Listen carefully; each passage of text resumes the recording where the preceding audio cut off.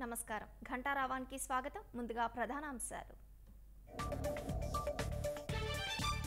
రాష్ట్ర వ్యాప్తంగా కోలాహలంగా సామాజిక పింఛన్ల పంపిణీ. పెనుమాకలో చంద్రబాబు, పిఠాపురంలో పాల్గొన్న పవన్. ఈ నెల 4న ఢిల్లీ పర్యటనకు చంద్రబాబు. కేంద్ర మంత్రి నిర్మలా సీతారామన్ను కలిసే అవకాశం.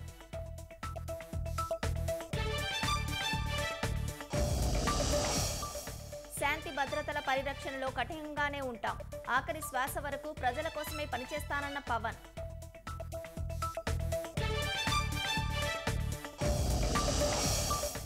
రాహుల్ వ్యాఖ్యలపై లోక్సభలో దుమారం.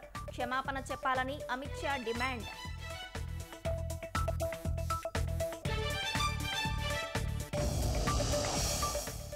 అమల్లోకి వచ్చిన భారతీయ న్యాయ సంహిత చట్టాలు. ఢిల్లీలోని ఒక వీధి వ్యాపారిపై తొలి కేసు నమోదు.